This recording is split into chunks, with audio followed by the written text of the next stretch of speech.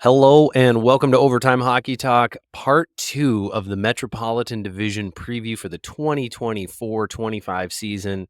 If you missed our first episode, the Carolina Hurricanes, the Columbus Blue Jackets, and the Washington Capitals, go back, subscribe to the show, and check that one out.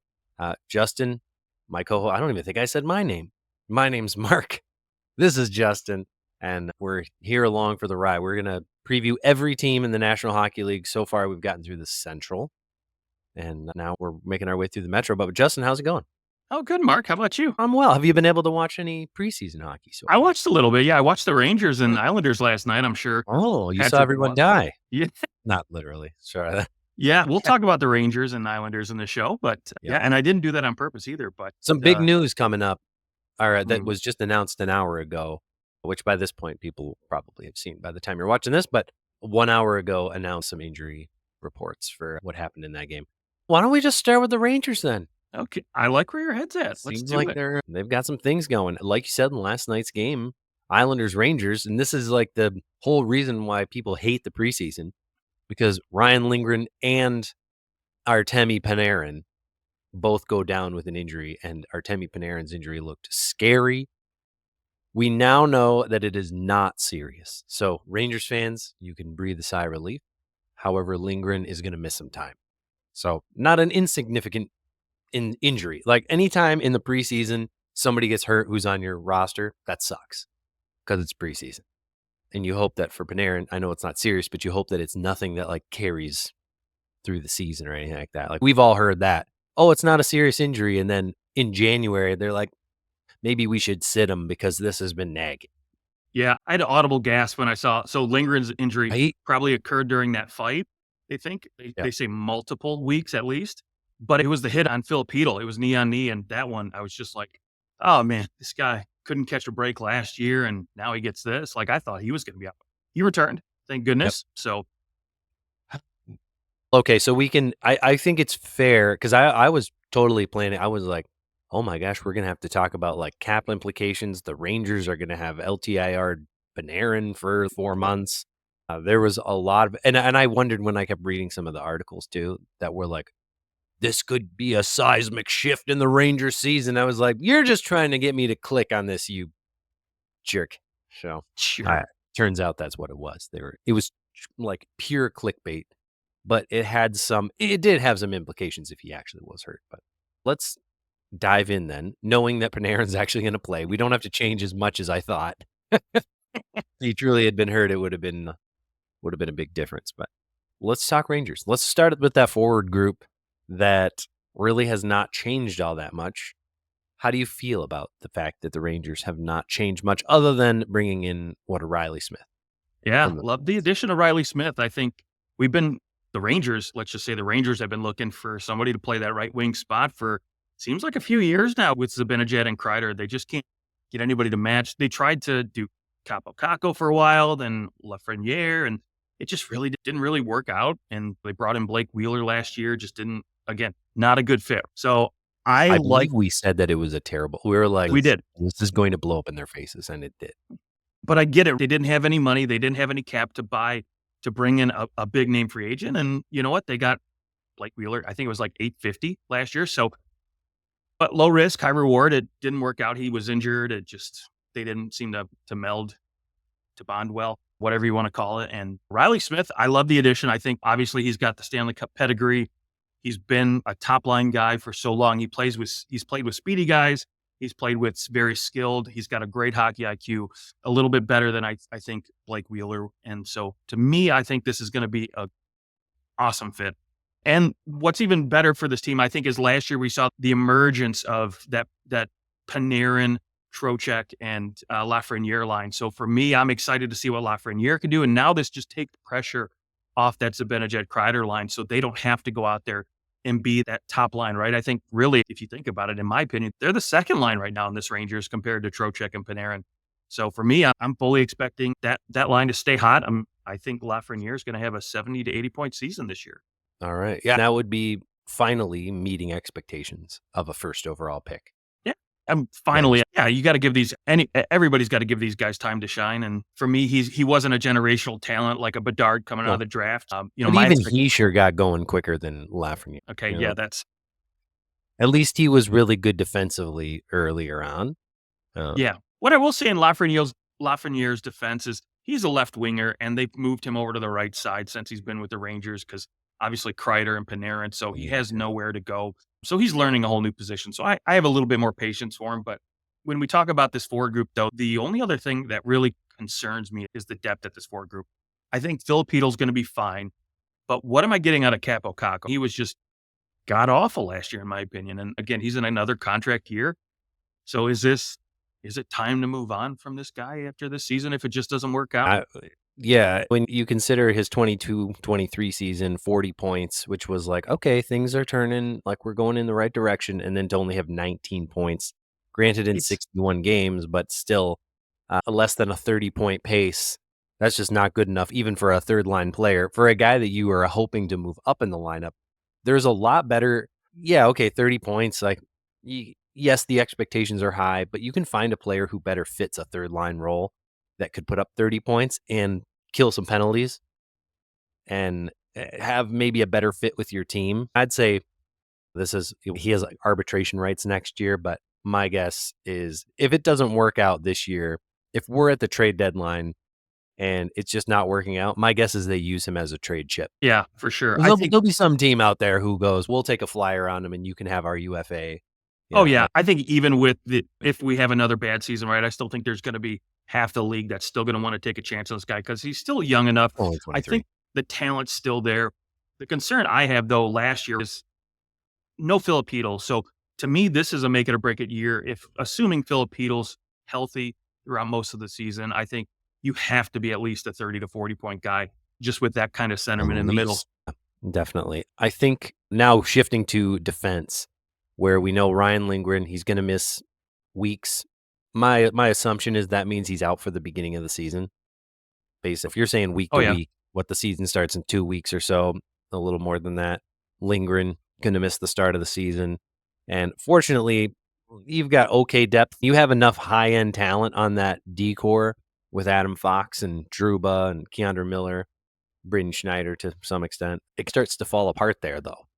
And I think that injury could have more implications for this team than like people go, oh, whew, Panarin isn't hurt. Thank the Lord. Your number 3-4 defenseman is out, and there's really not a lot of talent in there to go replace him. Like Chad Ruedel is not the answer here.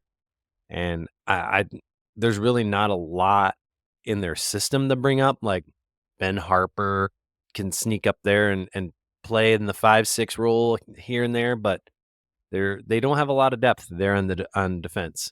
So that could be something that stings them early on, and just not having that depth there. And but what it might do, Adam Fox may have a bigger role to start the season. Where like normally maybe you try to just ease a guy in a little bit, like a Norris Trophy winner. You don't need him to come out going crazy right off the bat, but he may need to start playing 27 minutes a night right out the chute.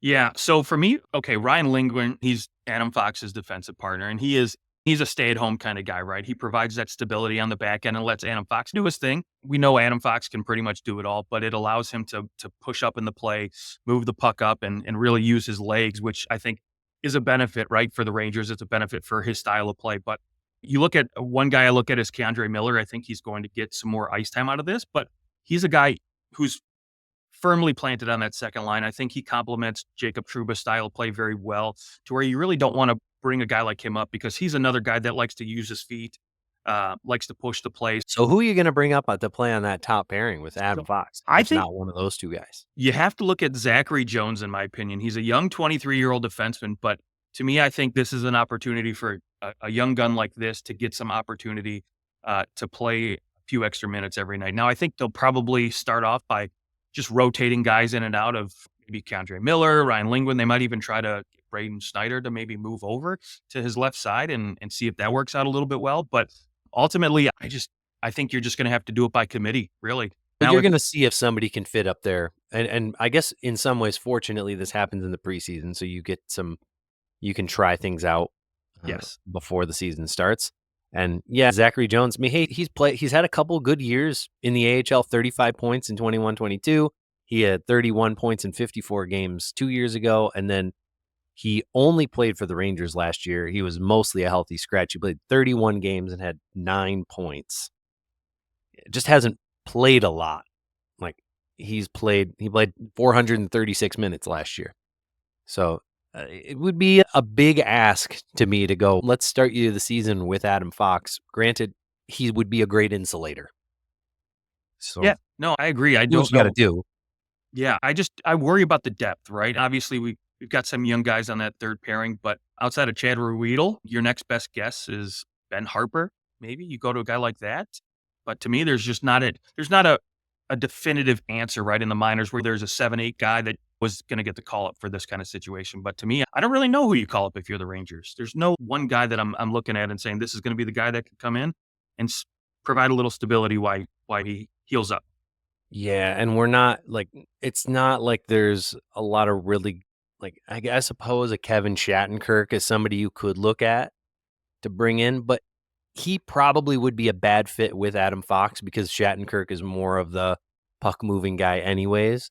So if you're gonna have deploy him, you probably want him on your last pairing and he's somebody who can give you a shot at moving the puck maybe, but you probably want more of a stay-at-home guy, and there just isn't that player out there who I don't know who Alex Goligoski's already retired. Just maybe a Mark Giordano could be like he's shown that he can come up and he can play minutes above his pay grade and be okay for 5 to 10 games at a time. So maybe Marco Scandella's still unsigned. There's a stay-at-home guy. But yeah, that's kind of all I can.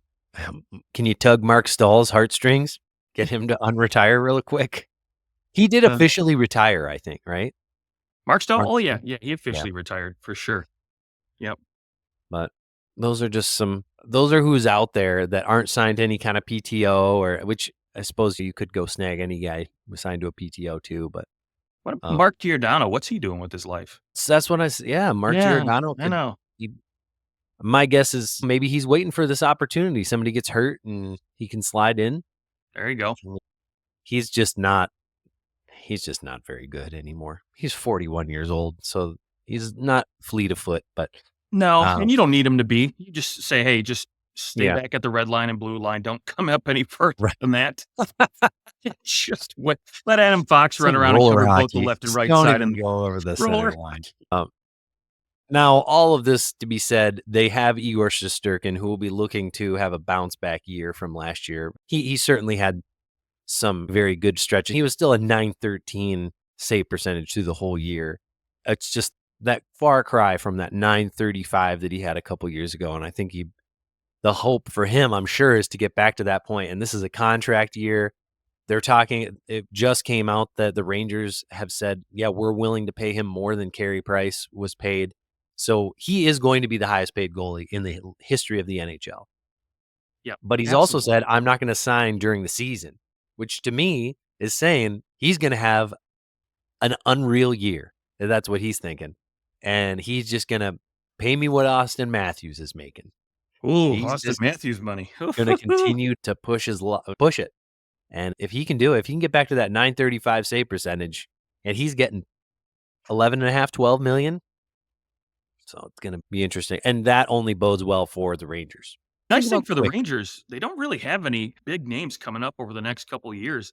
Yes, Keandre Miller, he might get an extra million or two, but you know what? If you're the If Rangers, Lafreniere gets 70, oh 80 yes. points like you're predicting, he's going to get paid 9 million. But And here's the flip side of that though is I think if I shouldn't say if, it's just a matter of when they get Shesterkin signed, they're going to move Jacob Truba's contract after the true, season. true. So there's $8 million for But next then you season. don't And have a defenseman. So you know what? As much as as many penalties as he gets, I think they'd be okay. do you think that they will trade him during the season? Not Because during the season. his name was out there big time in the during the offseason. Yeah, I think depending Detroit on was rumored Detroit was quite a bit. rumored, but he squashed that one, which I'm glad. But at the same time, I would have liked to seen him with Simon Edvinsson. That would have been a nice second pairing, but Be your next Nick Kronwall. oh no. Nick Kronwall could score a few goals. You know what? I will say I think it's more or less likely to happen during the offseason when teams have a little bit more cap space. $8 million is a lot of money to squeeze in, especially even at the deadline for any team. And so it'll take incentive to get him moved. And I think when you only have 1 year to eat and maybe the Rangers keep $2.5 million of it, you could probably throw in a third, second round pick and probably get somebody like Utah or Chicago to eat that last year. We'll see. I think, again, he's going to get moved in the offseason, and that'll just free up a little bit of money for Lafreniere and Shesterkin's contracts. All right. You made me look up Nick Kronwall's stats to see if who scored more goals between Jacob Truba and Nick Kronwall. Now, Nick Kronwall played, 15 seasons in the National Hockey League. His first two were 20 and 27 games. So we'll say he played like a full 14 years. 953 games. He had 83 goals and 432 points. Bad. He was an assist guy. His best regular season was a 15 goal season with 36 points total. That was 11-12. His best points was in 13-14. He had 49 points and 8 goals that year. So he broke the double digits twice. 11 and 15 goals he had. And Jacob Truba has scored 42 goals in 408 NHL seasons. He had 10 goals in his very first year in his rookie season, and he scored 11 in 21-22. Those are his two double-digit goal scoring. So if we were to, basically, he's played a little less than half of the games that Kronwall's played. So if we go times 2, he scored a total of 42 goals in 408 games. So 84 goals in 800-something games, and Kronwall had 83 goals in 953 games. So, and now I know the last 4 years of Kronwall's career, he had a total of 12 goals. So most of his goals came a little bit earlier, obviously during the prime, but I'd say they were pretty close, even in their goal scoring abilities. I'll say this. Kronwall was always a second liner. Truba started out, I think, his career as a top line guy. The least he's ever averaged, the lowest minutes per game for a year was in 22-23, he averaged 21-12.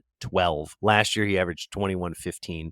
The most was 24-58 in 16-17, but he's never had more than 24 minutes since then, and only more than 23 one other time. So usually, I'd say like his career average is 22-24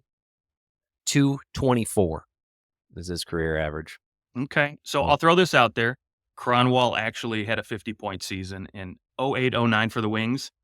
Oh, he did? Yes. Yeah, there it is. I had to look that up because I remember there was a season where the Red Wings were the only team in the NHL to have 3 defensemen with 50 or more points. Was that Rafalski and Lidstrom? Yeah. Okay. Yes, it looks like he played 21-42. So Truba has played 1 more minute per game throughout his career. Adds up, baby. Actually, it's less than that. It's about 40 seconds per game. So he's basically played 1 more shift per game over the course of his career. Yeah, we could go down that road. Actually, not a horrible comp to compare those two guys. Like Truba also had a 50-point season in his. Let's see, that was his 1, 2, 3, 4, 5, 6th season, and Kronwall, it was his 1, 2, 3, 4, 5th season that he had 50 points. Not a bad comp. Truba and Kronwall. It's just Kronwall was on an epically good team for several of those years. That he was. Kronwall won the cup he made it to the Stanley Cup Finals twice and would have been in the conference finals a couple times too. Gosh, now somehow we've gone down to Nick Kronwall. This is my fault. Okay. All right. That's it for the Rangers. Where do you think the Rangers will finish? How do you think they're going to do? Do we want to give our predictions at the end and go through? Sure. Yeah, I don't think we did that for the last 3 teams. That's true. Let's hold it. Let's go New Jersey Devils. We'll stay in the area. New Jersey Devils have added some pretty significant talent, adding Brett Pesce. That was a big addition on the back end. And Thomas Tatar is back in New Jersey, where I feel like he last was productive. And what else do we have here? I think that's the main additions. I know they got Kevin LeBanc Jacob Markstrom, baby. Had to be Jacob Markstrom. Yes, of course. Gotta get some love for the goalies. Yeah. How do you feel about the Devils and their senior citizen goaltending duo? Seniors. Actually, they have 3 goalies that are 34 years old: Markstrom, Allen, and Michael Hutchinson. I think Michael Hutchinson is there on a PTO. Yeah, I think so too. But you know what? I love it. I don't care. Go get your guy. I think Allen, of course, Allen's only going to be there for 1 year. So I don't have high expectations, but I do think in a backup role, he's going to He's a play good well. 1B. Yeah, he's a good goaltender. I thought he did well in Montreal, and he looked pretty good last year in New Jersey for the limited action he had. I think, 13 games? So 900 save percentage, probably the second best out of that group. Going, second to Capo Kakkonen, who is no longer there. But honestly, I think Jacob Markstrom's going to come in. He's going to feel renewed, rejuvenated. He's coming from, I hate to say, just a bad Calgary team. And he wanted to go there, right? He waived his no trade clause to go there. So he's excited. And he plays, in my opinion, in a much more talented system with Sheldon Keefe there as the new head coach, which I think is going to be just as big of an addition to this team as a guy like Jacob Markstrom. You've said it here multiple times, and I don't think he gets enough credit for the defensive work he did with the Toronto Maple Leafs last year. And I think you look at the pieces he has on the back end now. I could just say Dougie Hamilton, and that's enough. But Brett Pesce, Brendan Dillon, Simone Nemec, and Luke Hughes whenever he gets healthy. These are some really good pieces. Yeah, you can't deny that Sheldon Keefe did take a so like individualized players from the defensive side and really brought them together, made them much better. Team defense was better overall. He has shortcomings, but he made the playoffs every single year that he was the coach of the Leafs. No matter what was going on, they were always securely and no question asked. They were in the playoffs. The only year that there was a little bit of a question mark was the very first year that he took over when Mike Babcock was fired. And Babcock was fired because the Leafs were out of the playoffs come November, and he managed to pull them back into the playoffs. So I think because of that, he is just a great regular season coach. He's consistent. No one's getting beat into the ground in game 51. Like, he does a good job at managing guys and taking the blame, taking things off a guy's shoulders. And I think coming from the old school Lindy Ruff vibe, I think these players are really going to like it. And I think their first year with him is going to be really productive in the regular season. Playoffs aside, and this team's going to get back to the playoffs. Mm-hmm. We'll see how they look throughout the regular season and if they look playoff ready. But hey, Keefe never had this defense. Yeah, no doubt there. And I think too, and he never had these goalies either. Right? Yeah, you're not wrong about that. They tried to get Markstrom when he was there a couple times, I think. Right now, I will say you don't have an Austin Matthews in there, but damn, Jack Hughes is a pretty good replacement. You've got like decent comps to and Nico Hischier, in my opinion, is the new Patrice Bergeron of this league for me. He's a great two-way centerman. Not Barkov, eh? Barkov's in a league of his own, in my opinion. That's just a whole nother discussion. But yeah, I think, again, Nico Hischier's one of the premier two-way centermen in this league. And when you look up and down this lineup, too, I think even now you could make an argument that their forward depth is even deeper than he had in Toronto. When you look at guys like Andre Palat, Paul Cotter down there in that third and fourth line, Eric Haula, I think he's got some great tools. And for me, I want to see what he does with Timo Meier because I've been disappointed since he's been there. And I think new coach, hopefully Sheldon Keefe, who's worked with a lot of talented guys like this, can get him going. Yeah. Put him on the wing. Keep him on the wing. 2 players on this team have won the Stanley Cup. Do you know who they are? I know that's Andre Palat. Right. And I'm going to say Thomas Tatar. No, Thomas Tatar did not win the Cup. He was with the Wings a little too late. That's right. You're right. It's actually Paul Cotter. Paul Cotter. Said his name. Yep. Yeah, he won the Cup with Vegas. You're right about that. A couple years ago. Yeah, that would, as far as this team's playoff experience, that's probably the one thing you're looking at. And you go, a lot of these guys they've made the playoffs, but there's not a lot of winning here. And Sheldon Keefe comes from a place where he has also not won a lot. That's the only part of the marriage that makes me uncomfortable. But I will say a couple of years ago against the Rangers, the Devils looked pretty good. So it's true. That Rangers team, there was something weird about that like individual that year's team. They just underestimated the Devils so much, and the Devils just exploited the Rangers' lack of ability at 5-on-5 or on 5-on-5 because their power play was just crazy, but the Devils just pushed them on 5, and that's where they beat them. And I think since then the Rangers have taken some steps to be better 5-on-5. Yeah, agreed. We shall see. I think the Devils will be better. They're a playoff team because of Keefe.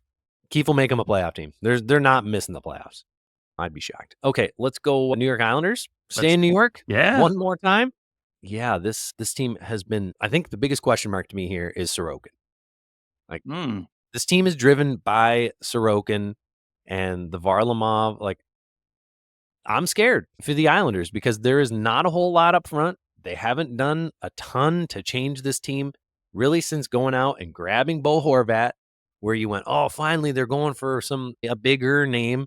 And they really haven't changed a whole lot. This team still is not going to score goals.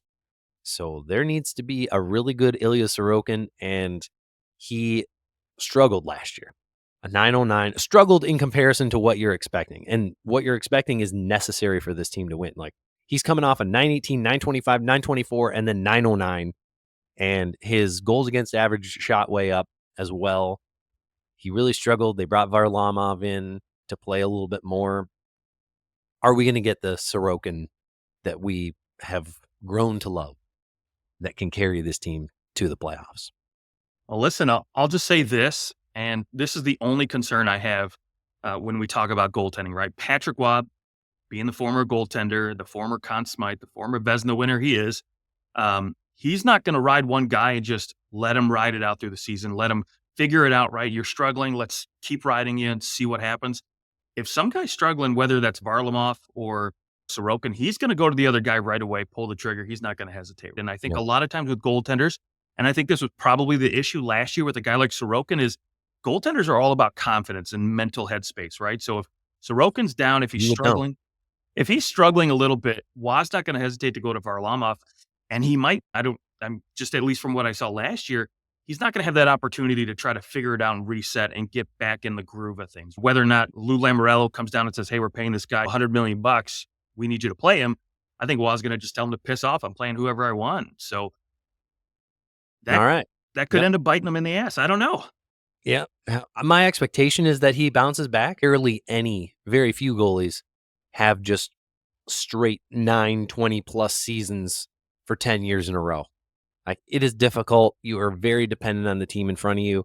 However, that team really hasn't changed very much. Like, that defensive core of Polak, Pelech, Dobson, Mayfield, Romanov, that's been pretty standard for the last couple of years. And that's what kind of worries me too, is that they didn't really make any changes. They didn't make big adjustments to the D core. And you're coming back with pretty much the same exact top 9.